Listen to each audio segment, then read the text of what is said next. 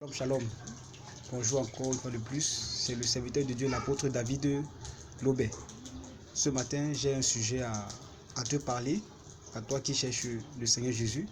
C'est dans Matthieu chapitre 24, le verset 3, où Jésus dit que prenez garde que personne ne vous séduise, car plusieurs viendront sous mon nom et diront c'est moi qui suis le Messie. Bien-aimés dans le Seigneur, on se rend compte à cette époque qu'il y a tellement de personnes qui se réclament être de la vérité.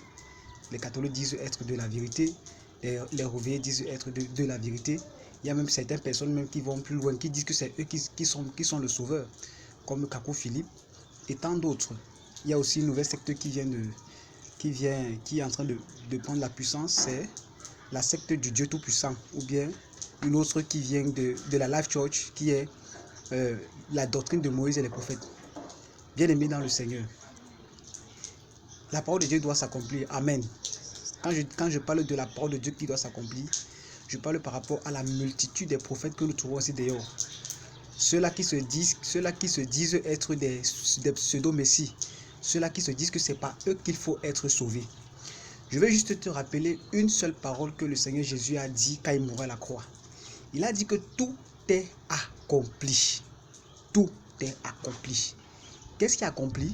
C'est le salut de l'homme qui est accompli en la personne de Jésus-Christ de Nazareth. Bien-aimé dans le Seigneur, quand on parle de sauveur, ce n'est pas celui qui vient s'auto-proclamer être sauveur, mais c'est celui qui a porté les péchés du monde entier, c'est celui-là qui est le sauveur. Et depuis la Genèse jusqu'à l'Apocalypse, il n'y a qu'une seule personne qui est morte pour sauver l'homme, c'est Jésus-Christ de Nazareth.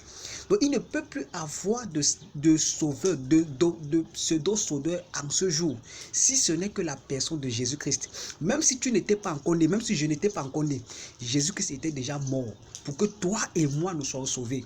Donc tu n'as pas besoin de chercher un sauveur aujourd'hui, ou bien un prophète par qui tu dois être sauvé. Non, le prophète ne sauve pas, c'est Jésus-Christ qui sauve. Et Jésus-Christ a déjà tout accompli à la croix. Il s'est donné lui-même comme l'agneau sacrificiel afin que toi et moi nous soyons sauvés. C'est pour cela que Jésus nous a déjà mis en garde avant même qu'il ne meure. Que plusieurs viendront diront je suis le Messie, et c'est ce que nous voyons aujourd'hui dehors. À quel Messie toi tu crois? Est-ce que tu crois au Messie qui est mort à la croix il y a de cela plus de 2000 ans?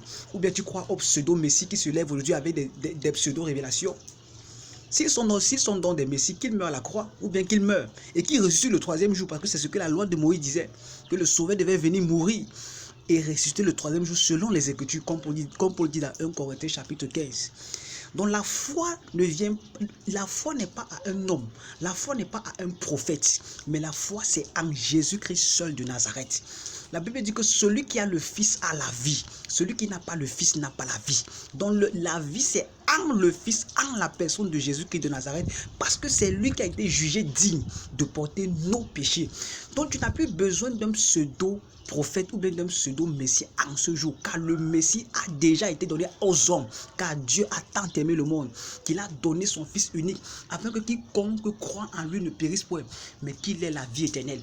Donc la vie éternelle que Dieu te donne, que Dieu me donne, c'est en la personne de Jésus-Christ. Je n'ai pas besoin de le voir ou bien de connaître à quelle époque il a vécu, mais je dois croire, parce que la foi vient de ce qu'on entend, et ce qu'on entend vient de la parole de Dieu. Et qu'est-ce que me dit la parole de Dieu? Que Dieu a tant aimé le monde qu'il a donné Jésus-Christ afin que si je crois en lui, je serai sauvé. Il n'a pas dit que si je crois en Branham, il n'a pas dit que si je crois en Kakou, il n'a pas dit que si je crois en Moïse, parce que Moïse n'est pas le sauveur, mais le sauveur c'est Jésus-Christ de Nazareth.